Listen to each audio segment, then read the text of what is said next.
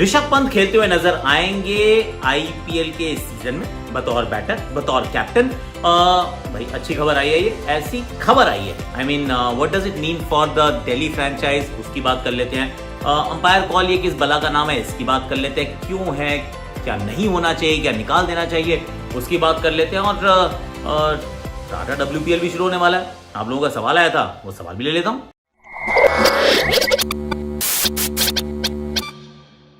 Chopra ji cricket चौपाल में आप सभी का हाथ जोड़ के स्वागत है। सबसे पहले तो बात कर लेते हैं, सबसे पहले बात कर लेते हैं मेरे वाईटी की चैनल की। प्लीज जाओ फटाफट से, आप नहीं फटाफट से नहीं, वीडियो देखने के बाद उसको सब्सक्राइब कर लेना यार, नोटिफिकेशन घंटी बजा लेना, अच्छे अच्छे वीडियो डालें। कल का वीडियो भी अच्छा था सच्ची में। और मेरा एक टेलीग्राम का चैनल भी है, वहां पे फैंटेसी की मैं अपनी टीम आपके साथ शेयर कर रहा हूँ और करता रहूंगा, तो वो भी आप जरा देख लीजिएगा अगर आपको अच्छा लगे तो। अब जरा पहली बात करते हैं, ये है ऋषभ पंत की। अब ऋषभ पंत की खबर आई है ऐसी, ये वाली जो खबरें आ रही है ना, ये थोड़ी फिल्टर होकर आ रही हैं। अब पता नहीं कितनी सही है कितनी गलत है, पर खबर क्योंकि अच्छी लगी है मुझे तो मैंने कहा शेयर कर लेता हूं। ये आई थी खबर कि ऋषभ पंत जो है वो इस साल आईपीएल में खेलते हुए नजर आएंगे, विच इज एब्सोल्युटली फिनोमिनल। मतलब मिराक्युलस है जहां से वो निकले हैं, जहां तक पहुंचे हैं। क्योंकि जब उनका जब एक्सीडेंट हुआ था तो ऐसा प्रतीत हो रहा था कि ऑनेस्टली उस दिन मेरे से किसी ने सवाल पूछा, मैंने कहा छोड़ यार क्रिकेट, मतलब क्रिकेट इज इतना सा भाग है जीवन का, बहुत इंपॉर्टेंट है, पर जीवन है तो क्रिकेट है ना। वो जिस तरीके का वो एक्सीडेंट था, I mean I was just happy कि चलो जीवित हैं। अब वहां से यहां तक का सफर बहुत मेहनत करनी पड़ी होगी, आई एम प्रीटी श्योर, क्योंकि मुश्किल होता है यार और बहुत लोनली भी होता है, पर वो काम किया है। अब खेलने लायक हो गए हैं, तो बैटिंग कर लेंगे और कप्तानी करेंगे। आई थिंक बैटिंग करना ये दिल्ली कैपिटल्स के एक बहुत इंपॉर्टेंट प्रॉब्लम को सॉल्व करते हैं, वो है क्योंकि ये थोड़ा सा नीचे भी बैटिंग कर सकते हैं। इनके पास है वो बैटिंग एबिलिटी कि वो 4 पे आके बैटिंग कर ले, 3 पे आए, 4 पे आए और नीचे तक खेल सके। क्योंकि अनफॉर्चुनेटली इनके पास जितने अच्छे खिलाड़ी हैं दिल्ली के पास, सारे टॉप ऑर्डर हैं। इनको नीचे कोई पसंद ही नहीं आता है, ये लेते नहीं है। तो आप वो डेविड वार्नर हो, पृथ्वी शॉ हो, मिचेल मार्श हो, आपके 1 2 3 हो गए, तो फिर 4 पे कौन खेलेगा, तो वो वाला काम ही कर सकते हैं। तो touchwood if he stays fit. और दूसरा मुझे लग रहा है कि कप्तानी कर ले तो बहुत अच्छी बात है, क्योंकि David Warner as much as he is a good player, उनकी कप्तानी के ऊपर सवाल थे पिछले साल, वो बड़े सीरियस सवाल थे। अब जब सीरियस सवाल थे तो भैया सीरियस सवालों का जवाब तो यही था कि आप ठीक नहीं कर रहे हो और कुछ अलग करना पड़ेगा। हालांकि रिकी पॉन्टिंग ने कहा था कि नहीं जी कोई टेंशन नहीं है, डेविड वार्नर संभाल लेगा। अक्षर पटेल कहीं कोने में कह रहे होंगे भाई मैं तो बैटिंग भी कर लेता हूं, मैं बॉलिंग भी कर लेता हूं। मुकेश कुमार भी कह रहे होंगे यार एक दिन तो सीधा 19वीं ओवर याद आया था सर को कि मैं बॉलर भी हूं। मतलब ऐसी गलतियां ना आप कप्तानों से नहीं देखते हो, पर वो हो रही थी और रेगुलर बेसिस पे हो रही थी।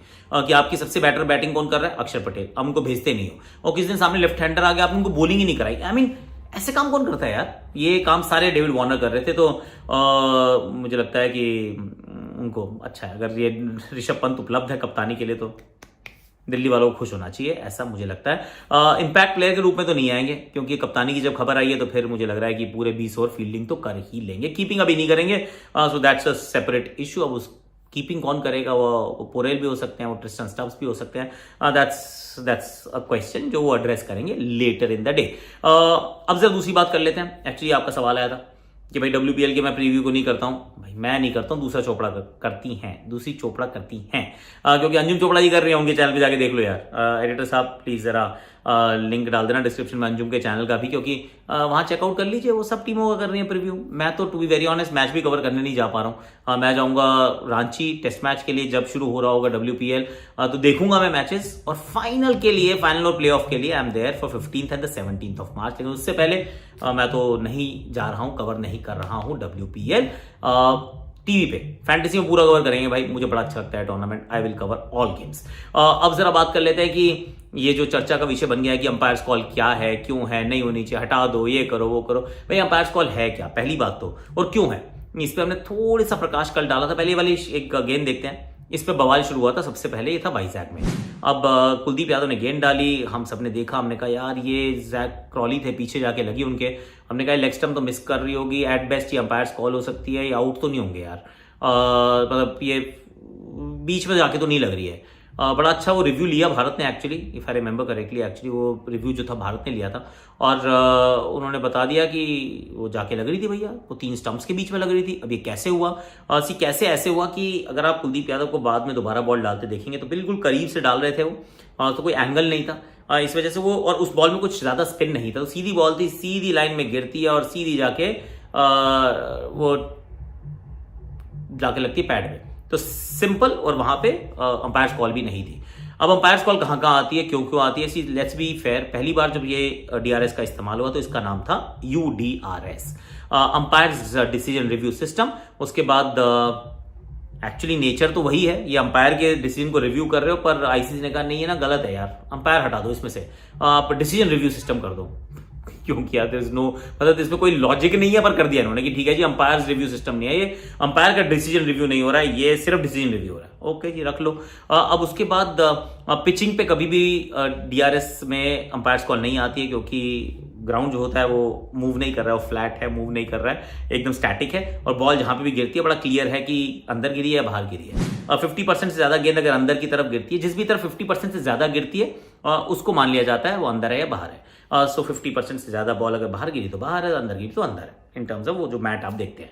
अब इसमें क्या होता है कि लेग स्टंप के बाहर अगर पिच हो रही है गेंद तो उसको आउट नहीं दिया जा सकता है। ये बात भी क्रिकेट का नियम है कि एक बार लेग स्टंप के बाहर पिच हो गई तो उस पर लेग बिफोर जो है वो समाप्त हो जाता है। Whether you play a shot और you don't play a shot doesn't matter. On the contrary जब आप दूसरी तरफ जाते हैं तो अगर ऑफ स्टंप के बाहर पड़े या स्टंप्स के बीच में पड़े, इस बात से कोई फर्क नहीं पड़ता है, इंपैक्ट से फर्क पड़ता है। इंपैक्ट से फर्क पड़ता है, अगर आपने शॉट खेला है तो फिर वो 3 स्टंप्स के बीच में होना चाहिए, अगर वो शॉट आपने नहीं खेला है तो फिर बाहर भी अगर इंपैक्ट हुआ तो चलेगा।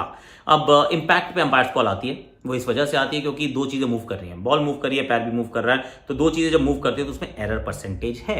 अब एरर परसेंटेज है तो उसको अंपायर्स कॉल वही 50% ज्यादा अगर दिखी आपके अंदर की तरफ है तो उसको मतलब फिर अंपायर के डिसीजन के साथ जाते हैं। अगर 50% से ज्यादा अंदर की तरफ लगी है, जब प्रोजेक्शन दिखाते हैं या वो दिखाते हैं क्या कहते हैं उसको, ट्रैजेक्टरी ट्रैज जब दिखाते हैं तो उसको अंदर माना जाता है, फिर अंपायर कॉल नहीं होती है 50 से ज्यादा। अगर 50 से कम अगर अंदर है तो फिर अंपायर के निर्णय के साथ चला जाता है कि भाई अंपायर ने डिसीजन दिया है तो अंपायर के डिसीजन को हम सर्वोपरि रखते हैं, और उसमें एरर परसेंटेज है तो हम मान के चलते हैं भैया अंपायर की बात मान लो। The same philosophy is applied when जो बॉल जाके स्टंप्स पे लगती है। अब वो लगी तो नहीं है, किसी ने देखा तो नहीं है ना, वो प्रोजेक्शन है कि वो जाके लगेगी। अब वो लगेगी में ये बात कंफर्म्ड है, अगर 50% से ज्यादा गेंद अगर आपको प्रोजेक्शन में दिख रही है कि स्टंप्स पे लग रही है तो इसका मतलब 99.9% वो लगेगी, फिर वो स्टंप्स पे लग रही है तो ये मान के चला जाता है। इसलिए जब 50% से ज्यादा बॉल स्टंप्स के बीच में लगती हुई प्रोजेक्शन दिखाती है तो हम उसको कहते हैं कि इंपैक्ट जो है वो बिल्कुल सही है। लेकिन अगर वो 50% से कम है, अगर वो 50% से कम है यानी कि बॉल जो है वो बाहर की तरफ ज्यादा और अंदर की तरफ कम है, से 70% इस साइड है, ओनली 30% जो है वो स्टंप्स को लगती हुई दिख रही है, then they stay with the umpire's call. अब अंपायर कॉल जो है वो किसी भी तरफ इंटरप्रेट हो सकती है, डिपेंड करता है। अगर उन्होंने आउट दिया है तो फिर अंपायर कॉल आउट रहेगी, अगर उन्होंने नॉट आउट दिया तो वो नॉट आउट रहेगी। तो उस दृष्टिकोण से आप अंपायर कॉल का फंक्शन वर्क करता है। क्या अंपायर कॉल होनी चाहिए या नहीं होनी चाहिए? मेरे को ये लगता है, मेरा पर्सनली थॉट है कि अगर 2 अंपायर कॉल हो, इंपैक्ट पे भी अंपायर कॉल है और स्टंप पे लगने में भी अंपायर कॉल है, then there is too much doubt, तो वो नॉट आउट होना चाहिए, मुझे ऐसा लगता है। अगर एक अंपायर कॉल है तो sometimes you are on the wrong, you get the wrong end of the stick, पर क्योंकि टेक्नोलॉजी फूल प्रूफ नहीं है, क्योंकि नहीं है, अगर नहीं है तो फिर जो आपके पास अवेलेबल है उससे काम चला लो, फिर आप अंपायर्स कॉल ठीक है यार। क्योंकि सच बात तो यह है कि कई बार तो बॉल पूरी लग जाती है तो भी वो जिंग बेल नहीं गिरती हैं, क्योंकि लोगों का ये कहना है कि अगर बॉल छू गई तो फिर तो बेल्स गिरी, खत्म करो, आउट करो, पर वो पता नहीं ना छुएगी नहीं छुएगी, तो वो जो है वो अंपायर की तरफ मान के चल जाते हैं कि चल यार अंपायर के निर्णय को सर्वोपरि मानते हैं। पर इससे भी सबसे बड़ी बात पता क्या है कि वो गेंद का स्टंप्स पे छूना या ना छूना, मतलब इतना सा अगर ना, दैट्स नॉट अ हाउलर, वो बहुत खराब डिसीजन नहीं है। खराब होता है कि बैट का इनसाइड एज लगा, आपने आउट दे दिया, या फिर वो स्टंप्स के बाहर, लेग स्टंप के बाहर पिच हुई थी, आपने आउट दे दिया, या इंपैक्ट आउट स्टंप के बाहर था और ऑफ स्टंप के बाहर था और आपने शॉट खेला तो उन्होंने आउट दे दिया। These are howlers. Howlers remove हो जाते हैं जब आपके पास डीआरएस होता है। तो मार्जिनल कॉल्स जो हैं वो पहले जो होता था वो होता था benefit of the doubt goes to the batter, अभी benefit of the doubt goes to the umpire. तो ये थोड़ा सा जरूर नियमों में बदलाव आया, जो बोलते नहीं है मुंह से, पर सच है कि आया है, क्योंकि अंपायर्स कॉल का अर्थ ही यही है कि वट एवर अंपायर डिसाइडेड हम उसके साथ रहने वाले हैं। कुछ लोगों को इस बात से प्रॉब्लम है, कुछ लोग दिस इज द स्टोरी, अब क्या कर सकते हैं भाई। तो ये बात जरूर होती है कि अगर कहीं पे भी दिखता है कोई वीक अंपायर है, कि लगता है कि यार ये अंपायर को ना थोड़ा सा दबाव डाला जा सकता है, तो दबाव बहुत डालती हैं फिर टीमें कि यार डिसीजन अपने फेवर में ले लो किसी भी तरीके से। अगर लेग बिफोर का बहुत जोर से अपील करो और अगर वो डिसीजन आपके फेवर में आ गया तो फिर अंपायर्स कॉल भी आपके फेवर में ही जाएगी, किसी भी तरीके से हो, फिर आप और बैटर का भी ये रहता है कि यार मतलब बैटर तो बेचारा प्रेशर नहीं डाल सकता, पर बॉलिंग टीम्स बहुत करती हैं। स्टुअर्ट ब्रॉड को आपने देखा होगा कि इतनी जोर से अपील करो कि अंपायर ना दे दे आउट, एक बार दे दिया तो फिर वो क्लिप भी कर रही है तो हो जाएगा काम। और अगर आप तो रिव्यू वैसे भी नहीं कर रहे हो, आप रिव्यू नहीं करते हो, आप अपील करते हो बहुत जोर से। आप रिव्यू तभी करते हो जब आपको लगता है कि 100% आउट है। तो I mean that's the story. तो खैर I hope I have explained it well, the umpire's call and the DRS। आज के लिए मेरे पास वैसे इतना ही है। कल फिर बात करेंगे। कल तो एक्चुअली हाँ एक और न्यूज़ थी एक्चुअली, सुना है मोहम्मद सिराज और आकाशदीप हैं जो रांची पहुंचे हैं, बुमराह नहीं गए हैं। बुमराह गए नहीं है एक्चुअली, ऐसे नहीं पहुंचे हैं, पर टू बी फेयर वो ना राजकोट भी लेट आए थे। Just between you and me. आज के लिए बस इतना ही है। Like share subscribe comment notification घंटी बजा दो।